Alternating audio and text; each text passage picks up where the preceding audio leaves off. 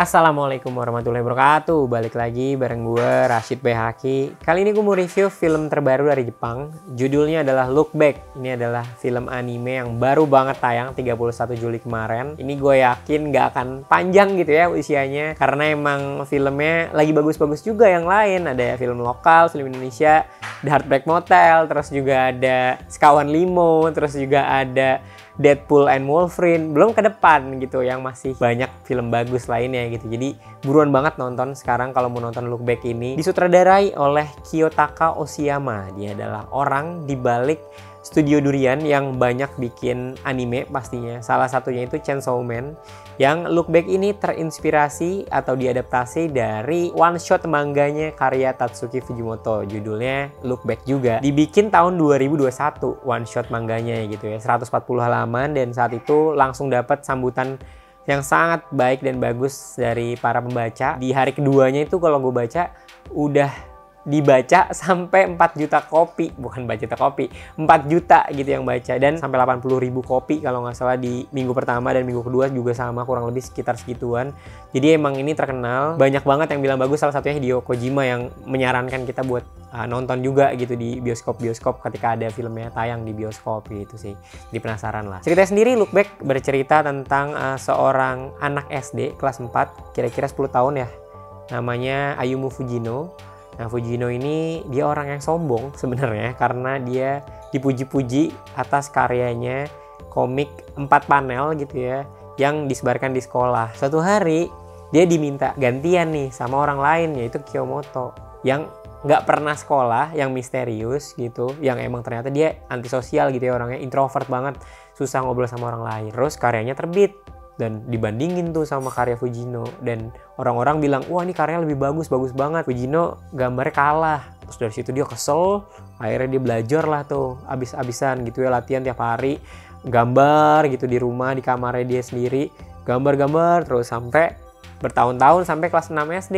Dia nggak pernah ketemu Kiyomoto, yang akhirnya dia ketemu, diminta sama gurunya gitu kan. Yang nggak diduga juga kalau Kiyomoto ini tuh sangat ngefans gitu ya sama Fujino, yang itu alasan utamanya dia ikut bikin manga gitu ya, karena si Fujino ini, karena dia selalu baca koran 4 panel di koran sekolahnya itu gitu. Dari situlah yang awalnya benci Fujino akhirnya bisa bersahabat dekat dengan si Kiyomoto, yang akhirnya selalu gambar bareng, yang nantinya dia bisa keluar gitu ya, mengenalkan dunia luar nih Fujino ke Kiyomoto yang sulit banget beradaptasi di keramaian gitu. Secara personal gue suka genre slice of life gitu ya. Jadi film animenya sendiri ceritanya nggak ribet, ceritanya sehari-hari banget, dan emang banyak fase kehidupan gitu ya, SD, SMP, terus juga nanti udah beranjak dewasa di sini pelan-pelan, dan banyak montase gitu tentang mereka kayak gimana kehidupannya. Dan utamanya sebenarnya ngomongin dia gambar, dia sebagai seorang mangaka, seorang komikus gitu ya. Mereka dari kecil emang udah bisa dapat uang gitu ya. Terus dari situlah masalah-masalah muncul kan, dan itu gue ngerasa deket aja sih sama kita gitu. Dan kebetulan gue juga suka baca komik, dan emang pernah baca komiknya Bakuman yang emang cerita tentang mangaka gitu ya. Itu tuh deket banget dan terasa nyata, dan hubungannya di sini tuh karakternya bagus gitu. Karakter yang sombong, karakter yang sebenarnya ngeselin, yang kita tuh nggak suka sebenarnya kan sama orang-orang kayak gitu. Tapi Tatsuki Fujimoto tuh mengambil perspektif dari kacamata Fujino yang sombong gitu. Gimana dia bisa berubah di situ, bisa kita relate juga sama dia gitu ya. Awalnya kesel tapi lama-lama ternyata bisa sayang gitu, sampai dekat sebagai soulmate gitu ya, sebagai sahabat dekat dengan si Kiyomoto. Sebenarnya banyak momen-momen silence gitu ya.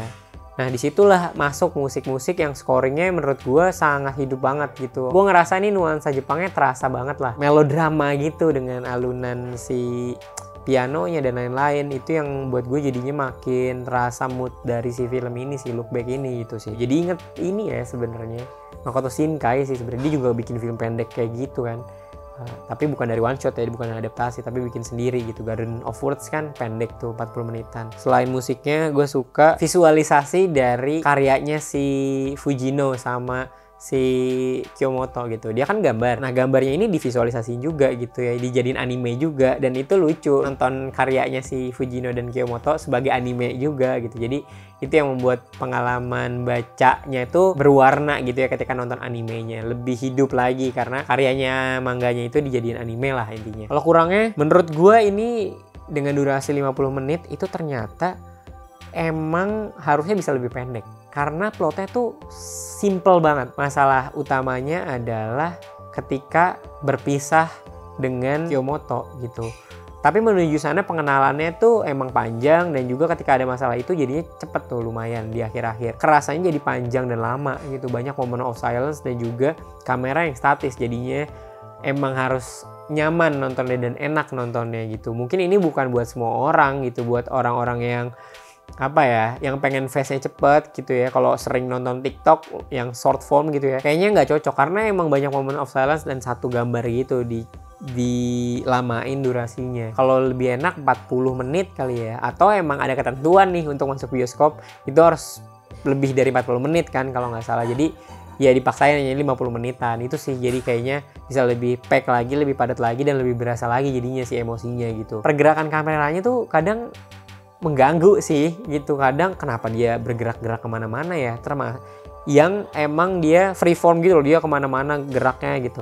Kayak shot pertamanya tuh yang dari langit ke bawah, ya itu nggak sampai ngeliatin si Fujino-nya gambar juga, tiba-tiba katu gitu. Itu kayaknya nggak perlu-perlu amat gitu ya, kayak panjang banget. Yang gue suka tuh malah adegan dimana ketika Fujino ngajak Kyomoto keluar jalan-jalan gitu ya ke Tokyo karena dia udah punya dapat duit dari serialisasinya mereka, bukan serialisasi sih, one shot mangganya mereka gitu. Mereka jalan-jalan terus kameranya tuh dari samping mereka pegangan, terus juga ngeliatin tangannya mereka pegangan gitu ya, hubungannya mereka makin erat di situ. POV-nya si Fujino ngelihat Kyomoto ngelihat Fujino itu back to back yang bagus sih, yang emang bener-bener kerasa dekat banget dan jadi point of view-nya si Kyomoto ataupun Fujino. Gue kayak masuk banget di hubungannya mereka gitu, persahabatan mereka yang dekat banget, yang awalnya tuh benci gitu ya, yang setelah itu kan ada masalah gimana mereka akhirnya berpisah gitu karena Kyomoto pengen berjuang sendiri, nggak pengen bergantung sama Fujino. Adegan yang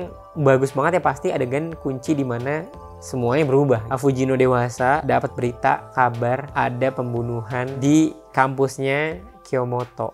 Sedih banget sih. Ini gue nggak perlu jelasin detail, tapi ya kalau pembacanya pasti tahu, dan nonton animenya juga bakal lebih kerasa lagi emosinya. Momen itu yang dek banget sih buat si Fujino, yang dia akhirnya membayangkan dari situ gimana kalau gue nggak meninggalkan sendirian si Kyomoto, atau bahkan nggak ketemu sama Kyomoto gitu. Itu gimana kalau ini semua nggak terjadi. Itu sih yang ya sedih banget lah sebagai orang yang kita semua punya sahabat gitu ya, membayangkan kalau sahabat kita meninggal gitu. Terus mungkin kita akan membayangkan kalau hari itu kita bisa membantu dia, membuat dia berubah gitu ya, bisa hidup lagi tuh gimana. Itu sih menurut gue kunciannya tuh di situ. Nah kalau skor, kalau gue sebenarnya skor 8. Ini cerita yang slice of life, tapi emang bukan buat semua orang, dengan durasi yang lebih panjang, dengan plot yang sebenarnya simple, sederhana, dan nggak banyak karakter juga. 2 orang utama ini aja yang jadi center gitu ya, jadi pusat dari cerita ini. Gitu aja mungkin dari gue, terima kasih banyak. Jangan lupa join membership kita di Cinecrip, terus juga bisa mendukung kita dengan Saweria di bawah, terus follow juga Instagram, TikTok, Twitter, dan join Discord kita juga udah ada. Dan sampai jumpa.